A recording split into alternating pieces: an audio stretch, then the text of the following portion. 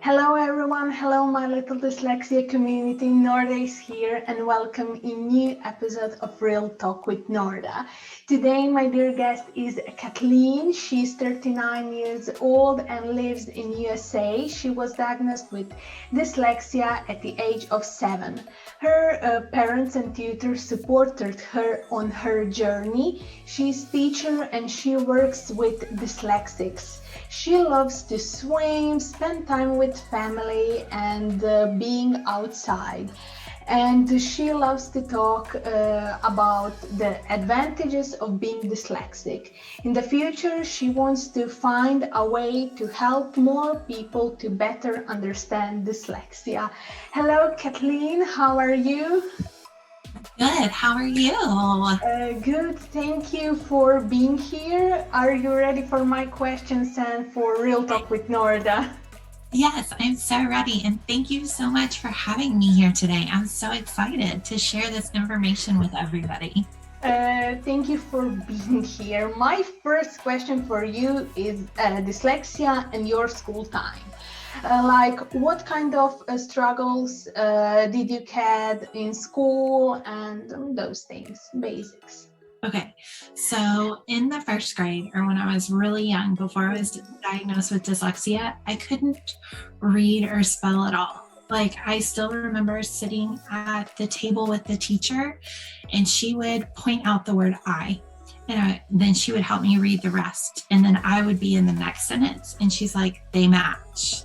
We just went over this word. And I would sit there and be like, I have no clue what you're talking about. Yes. And so reading, writing, and spelling were really, always my struggle. And when I say I couldn't read at all, I couldn't even read the word I in the first grade. And they put me in all different types of reading programs, and none of them worked until I started using alphabetic phonics, which is an Orton-Gillingham research-based approach to learning. So it's the program, but they're using their science of reading, research, and the Orton-Gillingham approach. And that was the only way I was able to learn how to read. And could you tell me what kind of accommodations did you get in school? Okay, so my accommodations, it definitely changed as I got older, because once they figured out what it was and I started making progress, I still couldn't keep up with my classmates. So I was actually pulled out of public schools or regular, and I was put in a school for just dyslexics. And Great. The teaching ratio was one teacher to 6, maybe 8 students. So it was very small. And so I was given the accommodations of the reading program I needed. We went at a slower pace. And so if somebody didn't understand it, it was retaught. But because of all of that intensive direct instruction I got, I was able to catch up.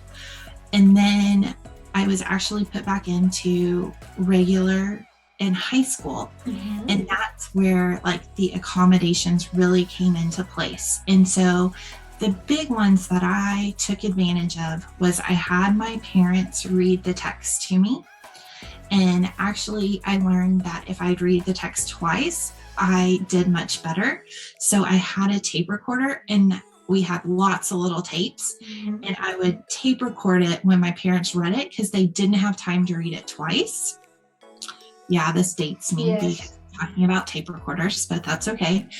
Then I had, we also had multiple tape recorders at the school. And so the teacher would read the test questions into the tape recorder, and I would listen to it and fill out the test so they could be busy doing other things instead of disrupting the entire class. Yes. I would just put on my headphones, sit down. If I needed to listen to it again, I would rewind it. And that was that. And then I also had an agreement that I would get to, if I needed extra time, I could have it. I would just write a note to the next teacher. Oh, great, great. I had untimed tests. I really never took advantage of it because I found a way to get them finished, but it was nice to know it was there. And Yes. then I had what we would call a note taker. So I would get to borrow one of my friend's notes and make photocopies of them, or I would get to borrow the teacher's notes because Great. my notes didn't make sense. And that put me at a disadvantage. But once we were able to compare the notes, it worked. Yes. And then in college, so I basically took all of those accommodations and used them in college. So I really, when it comes to accommodations, I always say less is more. Figure out exactly which ones work for you and give you your time back. There are tons of accommodations out there, but if you don't need them, don't abuse it. Use what you need and get really good at those accommodations and move on. Yes, I totally agree with that part of accommodations. Like every dyslexic is different, and for me, like some accommodations works, but some don't, and that is like two different things. You really need to think what kind of accommodations works for me, and you need to talk with teachers and with school and to find a way to use them. And in your story, you was pretty lucky with your accommodations. Like your schools were like really open to help you, and that is really good.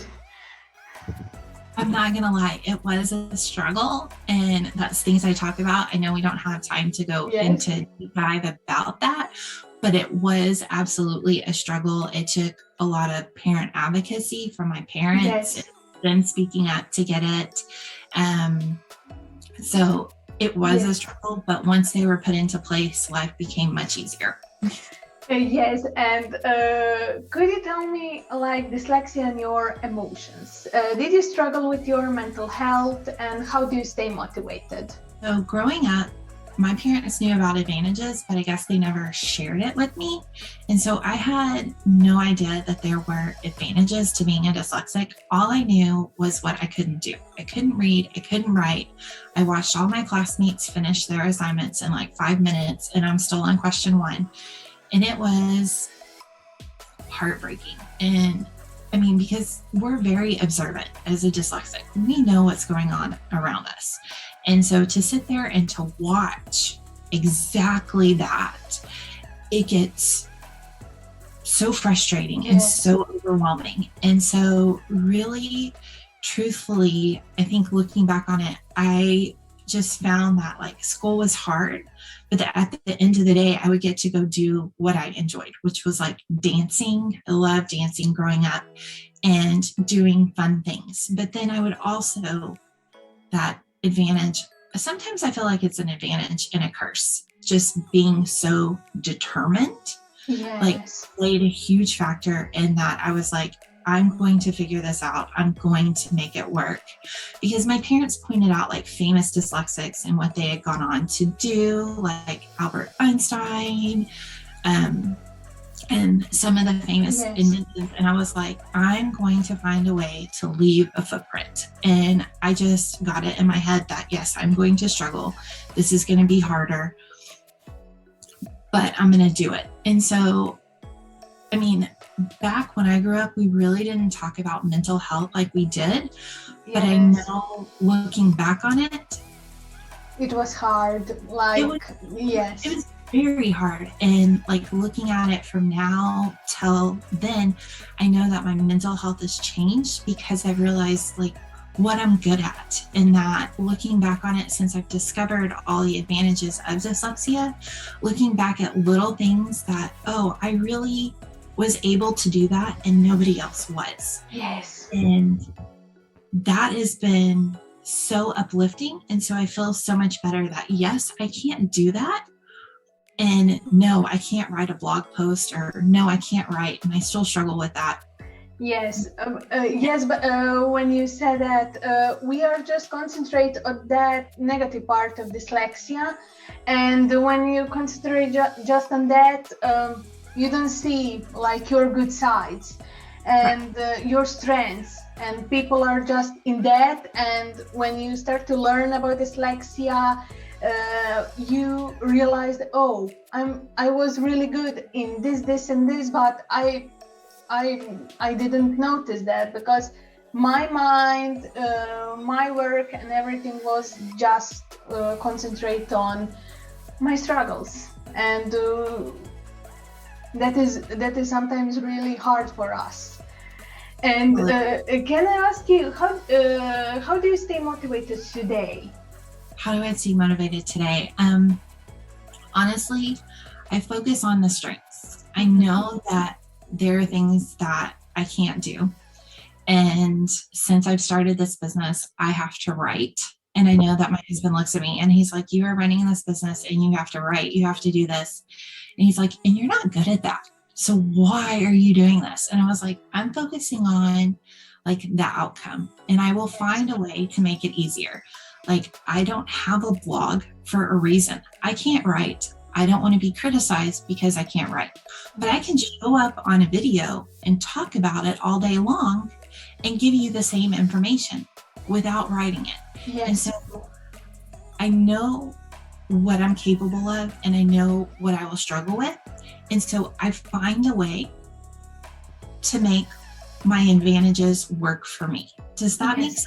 Yes, you when you see, oh, I'm struggle with writing, but I use my strengths of communication, of talking, and I talk about dyslexia. I don't need write about dyslexia, but I can talk about dyslexia, and I can use my gift to spread the word about dyslexia, and that is really, really good to motivate others to start to talk about dyslexia. And you can find the way how to say your thoughts to the world. You don't need to write. You can just say. And we have voice. And could you tell me, what do you think? Why such a negative perception around dyslexia in our society? Because I think, again, we only focus on what we can't do. Everybody around us focuses on it. And I think most people don't understand that it's the way our brain processes information. All they understand is that we can't read, we can't write, and we can't spell. Yes. And then that's the end of the conversation. We just focus on that. But when we stop and people start to realize, like, whoa, that dyslexics did what? Well, hold on. Well, but they can't read, write, and spell, but they can do that? Hold on. And so trying to get people to realize and like emphasize exactly what dyslexics have done will start to change it. But there's a ton of people out there, and a lot of people have, because I talk about this a lot, is fixed mindsets. And so they're not willing to like change the way they think. They are just stuck, and they're just like, dyslexics can't read, write, and spell. That's it. Yes. But when we start being like, well, look at how successful we are, and look at how many entrepreneurs are dyslexics. Yes. How many inventions that have changed our world have come from a dyslexic mind. And it really opens up your eyes to like look at other things. And so that's what I've started focusing on, is I'm like, we're able to talk on the computer because of dyslexics. Yes. We're able to see at night with the light bulb because of a dyslexic mind. Yes. We're actually able to fly in the air with airplanes because of dyslexics. And so once you start pointing out like how the world has changed because of dyslexia, I think we'll start seeing a shift.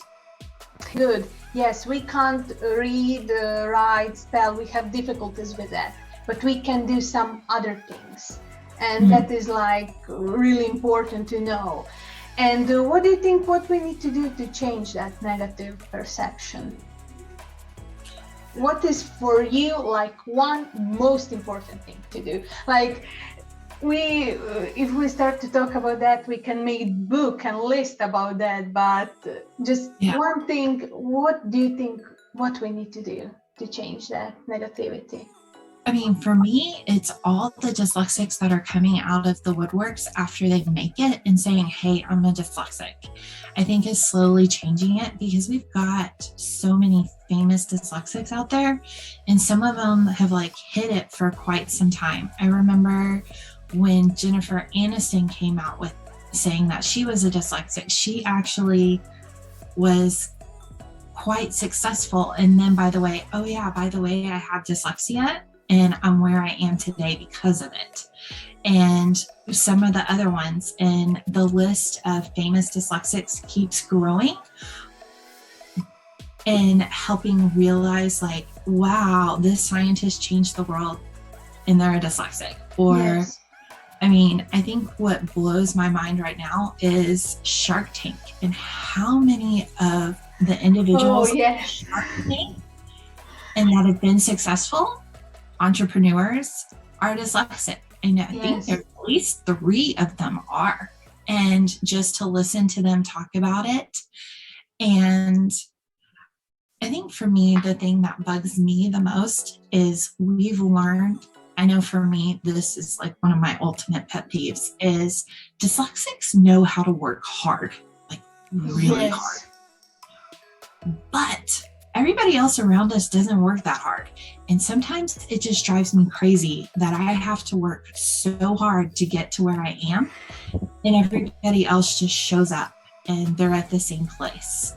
It drives me crazy. Yes, and worst thing is when people say, oh, you are dyslexic, you're just lazy, but you work so hard to in school, at home, like so many things you need to do, and they say, oh, you don't know how to read because you're lazy or you're spoiled or something, and you say I have dyslexia, and people are like, oh, that is some modern word for laziness, like fancy word, and you are like, what?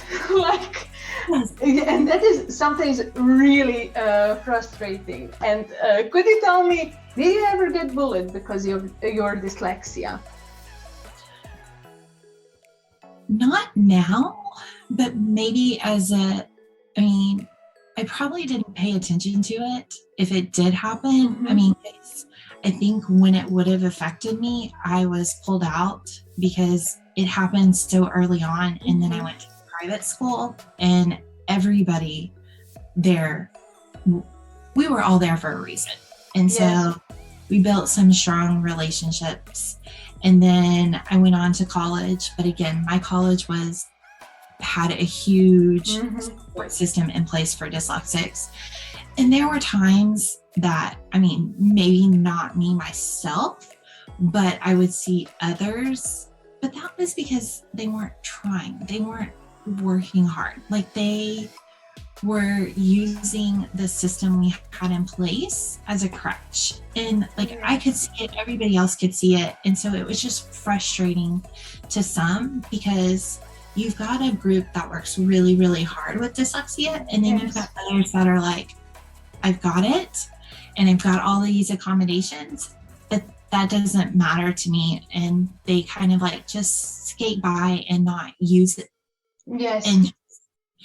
And so for me, it became like in college, I know I became very vocal about it, is the ones that were using the system as a crutch. And so maybe not being bullied, but I could see where bullying would come from because everybody was saying like, oh, they're just lazy because they didn't go to class, but they've got the notes, they've got all the information. Yes.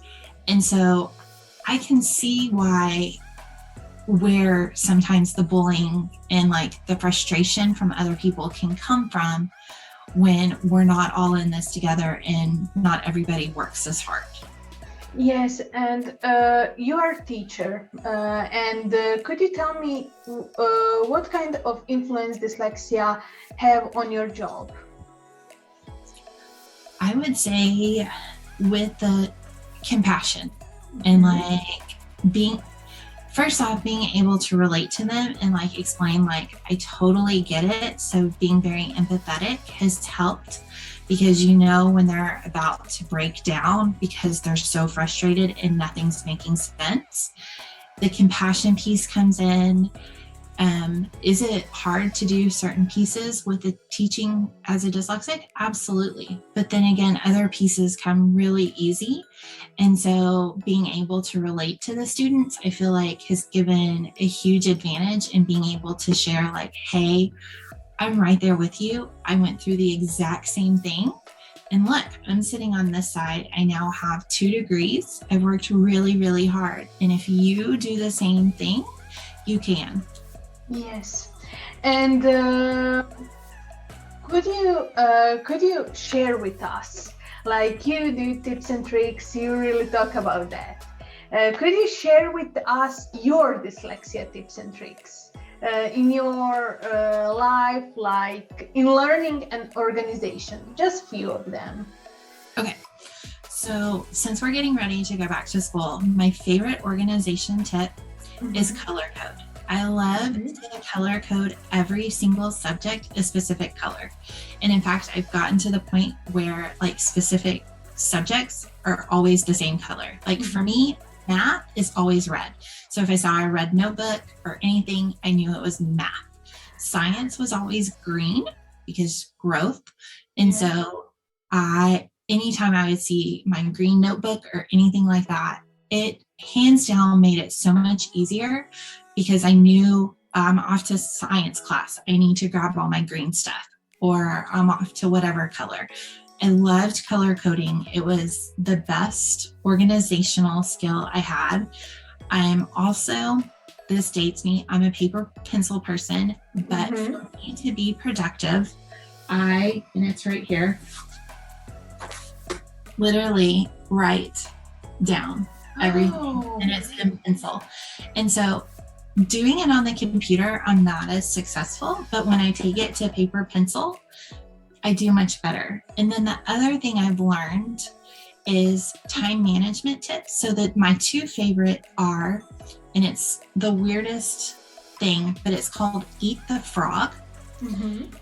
And what that means is you do the hard thing first. And so the thing that you're dreading, that you hate doing, do it first and get it out of the way. And you feel so much better. Yes.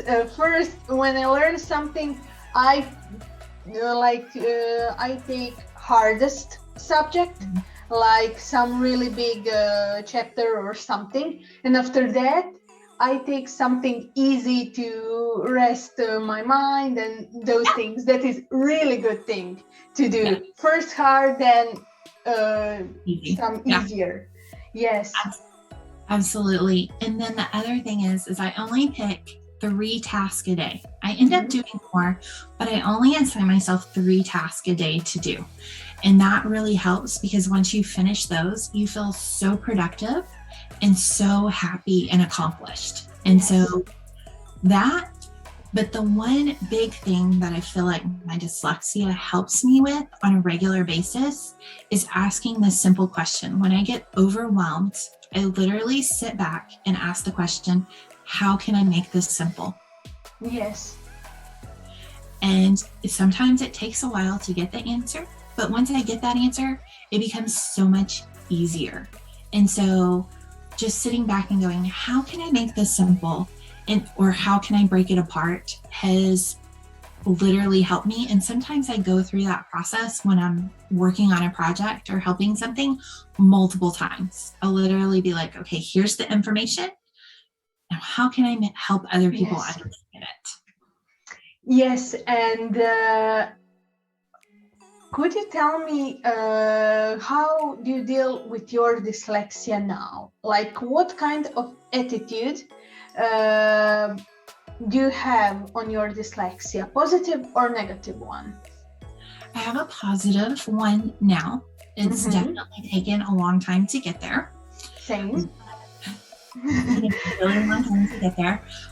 But with having the positive attitude, I kind of look at, yes, there are things I struggle with, but how can I work around that? And so when it comes to reading like a book or something, I honestly still use assistive technology. I use the text to speech to help. And so it becomes so much easier when I'm trying to learn something for my business or trying to understand something. I literally have on my computer a text-to-speech program. I think I bought it for like $50 for the year. And I just upload the PDF and it reads it and highlights it, and it helps so much. Great. And then when it comes to writing, if I feel overwhelmed, I'll go into a room and I use Google Docs, and I use the free speech. But I bring up Google Docs and it's under tools, and there's a microphone, and I'll literally just start talking as I write it. And so that has helped so much using the speech to text technology. And again, that one's free, and it's just so much easier to use. Yeah, this one. And I have a lot of this on my my page. I have like videos and stuff on how to use it. So if you're interested, yeah. I mean, but yes, go on Kathleen's page, and you will learn so many things and tips and tricks for you if you are dyslexic, or if you are a parent of some dyslexic kid. And could you share with us your dyslexia strengths and your dyslexia weaknesses? Okay, so my weaknesses are reading and writing, hands down. My strengths are I'm able to simplify things. I'm only allowed to pick two. No, you can say more, like few of them. Like, yes. So my dyslexia strengths are being able to simplify things, being able to make connections with the outside world, which ironically is today's post. Being able to talk about or being able to relate to people, so empathetic, determined, and determined. I mean, there are so many with determined, and I'm also going to say an out-of-the-box thinker, because I come up with a way that nobody else does to present the information. And so I feel like those 5 are my greatest strengths that have allowed me to become who I am and where I am today. Great. And my last question for you is, could you share with our dyslexia community your message? Like, what is really important for us dyslexic? Okay. So for me, it is to honestly focus on the strengths and focus on what you can do, because you can't change the world around us. We can't change other people's thinking, but if we focus on us and focus on what for us and what we do for us, that really has changed the way I look at things. And so discover what you're good at and use that to your advantage, and use that in your career, and use that to support other dyslexics. And to me, it is all about building a community, and that realizing that as a dyslexic, we're not competing against each other.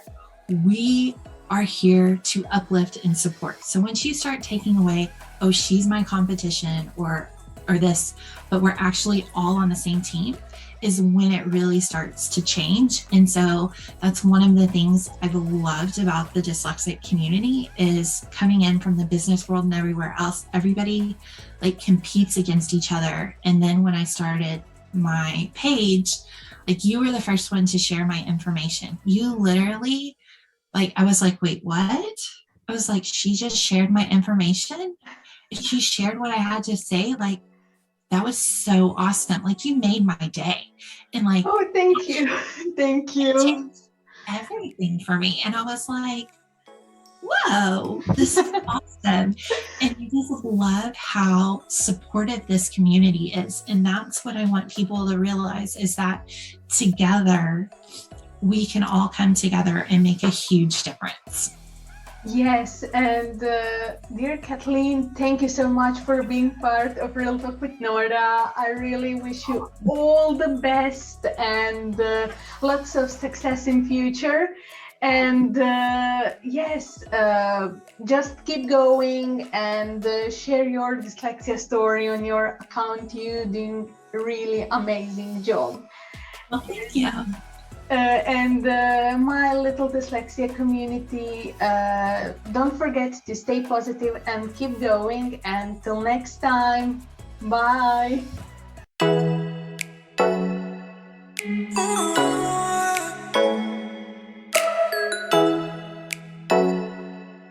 Oh.